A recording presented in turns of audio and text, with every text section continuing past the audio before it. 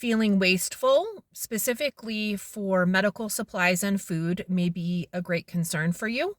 One of the things that I discuss with clients when we're paring down is ways that we can combat that in the future. Um, a strategy that's great is putting all of the things that you have together so that you are able to see at a glance how many you have of something. And that can be very effective so that you are not putting things on your grocery list or picking up things impulsively while you're out and then coming back to put it away with the other similar products that you already have and realize, hey, I have an abundance of this.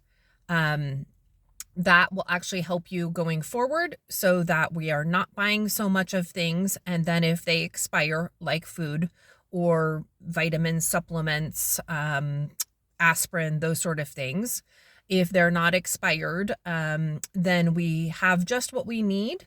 We're not spending more money than we need to on things that we already have, as well as not feeling bad about getting rid of something that we discover later in the future that has been expired for 3 years or 5 years or 10 years or that sort of thing. So top suggestion would be to put all of the things that are similar together so that you're able at a glance to be able to see what you have. That way you are less likely to purchase it. If you find that you are the kind of person that has multiples of everything around the house, or you still leave it in an Amazon box or an Amazon bag, or a grocery bag, don't take it out once you bring it in the home.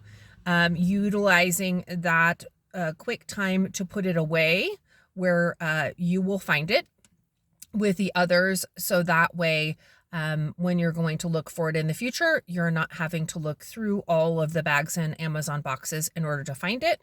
You're able to grab and go easily, and we're not spending as much money. Thank you, Tiffany from Progress, chronic disorganization specialist and professional organizer. Hope you have a great day. Bye.